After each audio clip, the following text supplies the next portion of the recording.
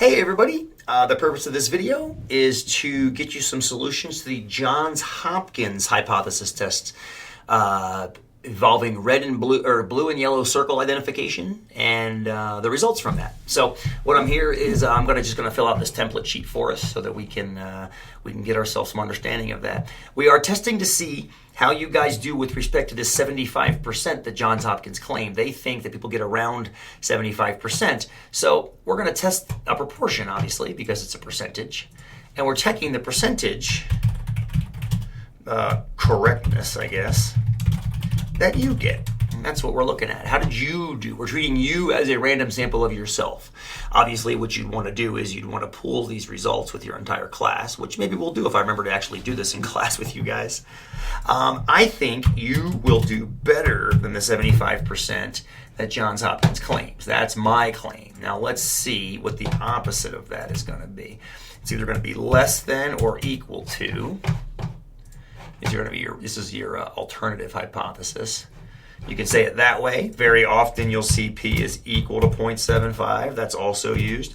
Some of you guys have been very clever about just saying it's not greater than, and I love that. You're thinking mathematically. Totally rad. So anyway, you're testing that it's greater than. That's the idea. Your two possible types of error. Well, type 1 would be saying we did better than 75% when in fact we didn't.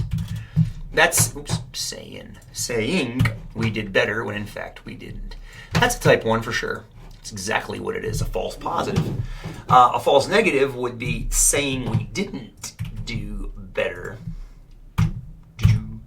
We didn't do better than 75% when in fact we did.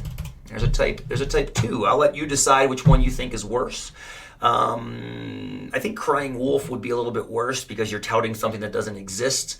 But then again, people have argued probably at this point that it doesn't matter which one it is because it's meaningless data. That's fair too. Just give me your opinion on one of them. Which distribution is definitely a Z, that's for sure. And a test statistic in the variable. This is going to be varying, speaking of variable, dependent on you because it depends on how you did.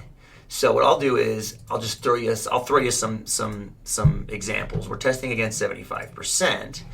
If you got exactly 75% of them correct, that means you would have gotten 15 out of 20 correct. And you are testing for a greater than. And you might be able to guess the p-value of 0.5 because that means you would have landed exactly at average and shaded to the right. So if you got exactly 15 out of 20 correct, your test statistic would be 0, landed at average, and the p-value would be 0.5. Maybe you didn't. Maybe you got more correct. Maybe you got 17 out of 20 correct. This would be above average, which means you're going to have a smaller p-value. Your Z is about 1 standard deviation up 15%. Okay? Hopefully you realize if you get less than 15%, you're going to get a p-value above 0.5. So what we're looking for now maybe you got them all right.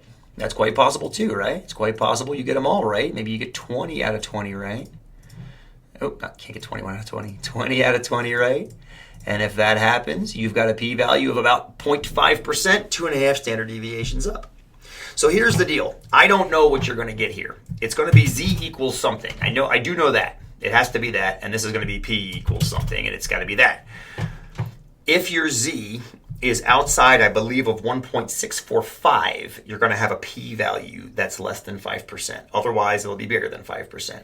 So as far as the correct phrase and completing the conclusion, you're either going to have appears if you got a p-value that's less than 5%, or it does not appear if you got it greater than 5%. The conclusion should be the same though. I scored higher than 75% correctness. Or I will score. I guess I should say I will score higher because the idea is you're trying to see if you can predict from this. Okay? So if you got a small p-value, it's going to be appears. That'll also be a type 1 error down here. If you got a big p-value, that'll be does not appear, and it'll be a type 2 error. So, sorry for the kind of, it's a little bit hand-wavy hocus-pocusy, but it really does depend on what you guys got in your data. So hopefully that makes sense, and we'll catch you in class.